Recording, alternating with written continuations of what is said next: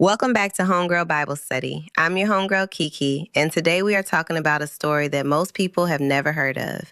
And I mean that literally. You know Noah, you know the ark, you know the rainbow. But did you know there is a whole chapter after all of that, where Noah gets drunk, ends up exposed in his tent, and his sons respond in completely opposite ways? Yeah, it's in the Bible, Genesis 9, and it is messier than you think. But here's why we need to talk about it. Because this story reveals something so important about grace, about character, and about how we treat people when they are at their lowest. And sis, it is personal. So pull up. Let's get into it. So let's set the scene. The flood is over. God has made his covenant. The rainbow is in the sky. Life is starting over. And Noah, this righteous, faithful, obedient man who just survived the most catastrophic event in human history, plants a vineyard. Genesis 9:20-21 says, and this is the NLT, after the flood, Noah began to cultivate the ground, and he planted a vineyard. One day he drank some wine he had made, and he became drunk and lay naked inside his tent.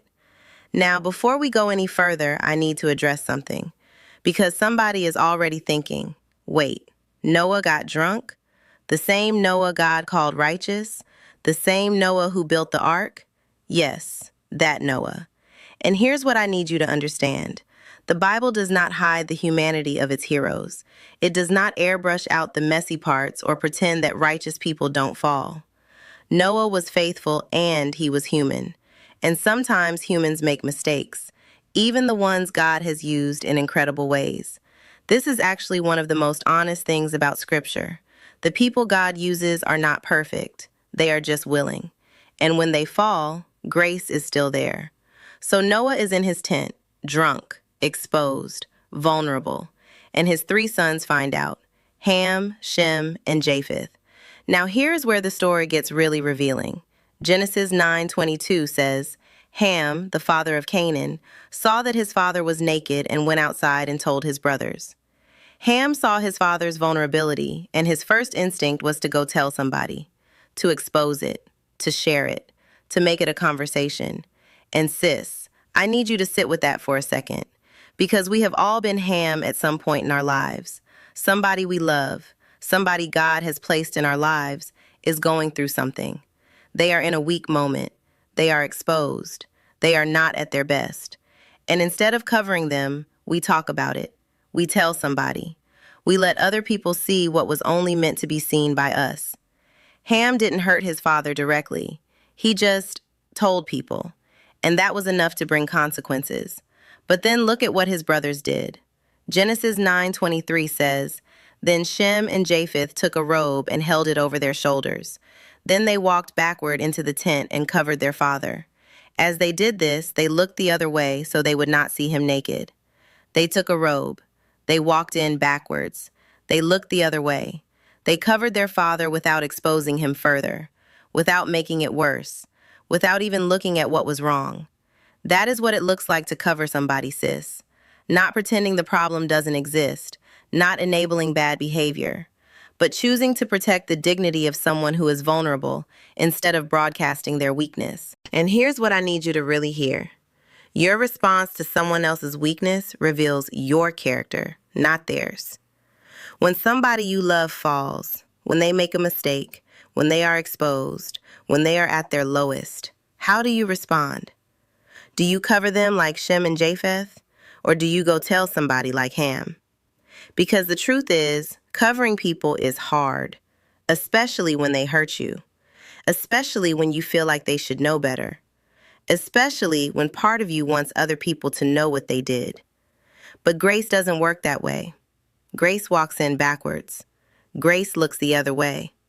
Grace covers what it could easily expose. And think about how God covers us every single day. He sees every mistake, every weakness, every moment where we are exposed and vulnerable and not at our best. And instead of broadcasting it, he covers it. He extends grace. He gives us another chance. How much more should we extend that same grace to the people around us? Now, I also want to address the other side of this story, because there is a warning here that we cannot skip.